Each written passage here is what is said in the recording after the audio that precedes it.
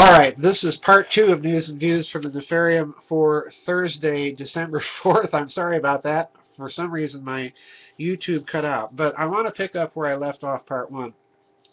The article in the Washington Post is entitled DIA Sending Hundreds of More Spies Overseas. And I'm going to argue the case that the American power structure and culture right now much more resembles Venice than it does the Weimar Republic, because we have, in the Republic of Venice, we have an oligarchical structure masking itself behind the apparatus and institutions of a republic. All right, and I find this very illustrative in this article.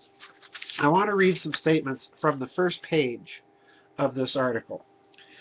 Quote, the Pentagon will send hundreds of additional spies overseas as part of an ambitious plan to assemble an espionage network that rivals the CIA in size, U.S. officials said.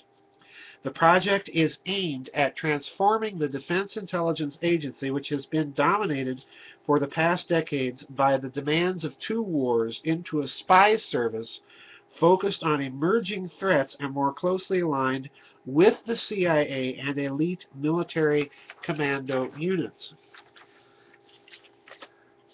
These will be trained, the article goes on to say, by the CIA, but they will receive their spying assignments from the Department of Defense. Now let's stop right there.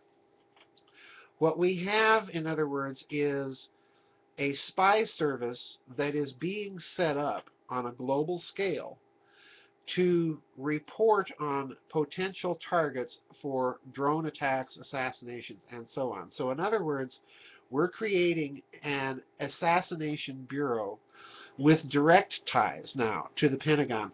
We're doing away with the pretense of masking behind front organizations. This is a significant step, and it has a direct analog in Venice that I'll get to in a moment.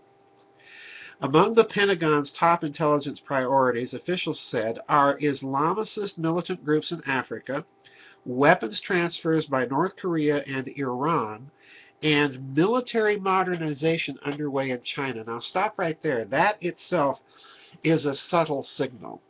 And I think it's a long-term signal in that what it is suggesting is that the oligarchy is now afraid that America will begin gradually to lose its technological edge.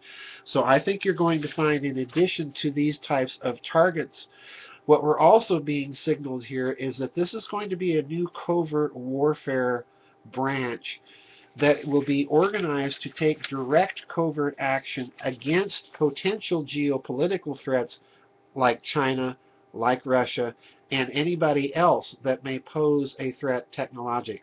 This is a mission brief, in other words, I think, for sabotage. Let me continue.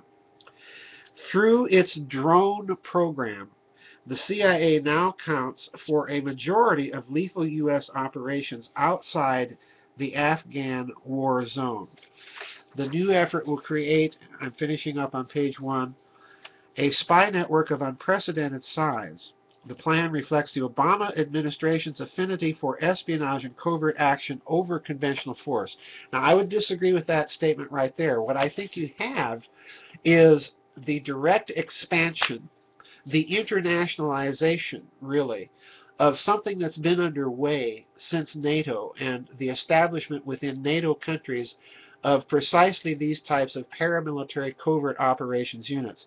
What we're being told, really, in this article, if you read between the lines, is that they're setting up an intelligence, espionage, covert sabotage assassination bureau under the direct control of the Pentagon, which is going to report in the chain of command directly to the President. Now, I want to go back and recreate Venice for you in terms of modern America. This last year, we saw the passage of the National Defense Authorization Act, and in that, as everybody is probably now aware, there is an executive council surrounding the President that will make determinations as to whom the President can assassinate without any due process of law. All right? Now, folks, there is a direct analog to every institution and to the culture we now see being accepted as de rigueur in the United States of America, in Venice. In Venice, you had all the trappings of a republic. You had a Grand Council, which would be equivalent to our Congress.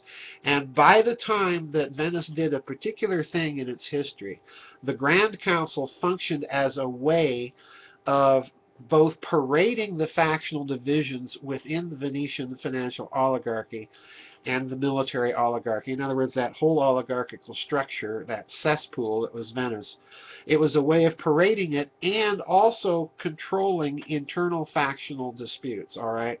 It was a way of saying, yeah, we have a real republic here, and at the same time, it was a way of masking deeper realities. Now, the deeper reality by a certain point in Venetian history was that the institutions of the Republic were there for show, all right?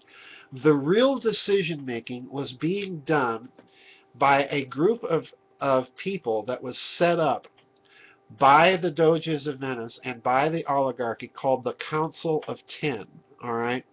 Now, this Council of Ten was very much like what the National Defense Authorization Act was in this country. It was the Doge's National Security Council, all right?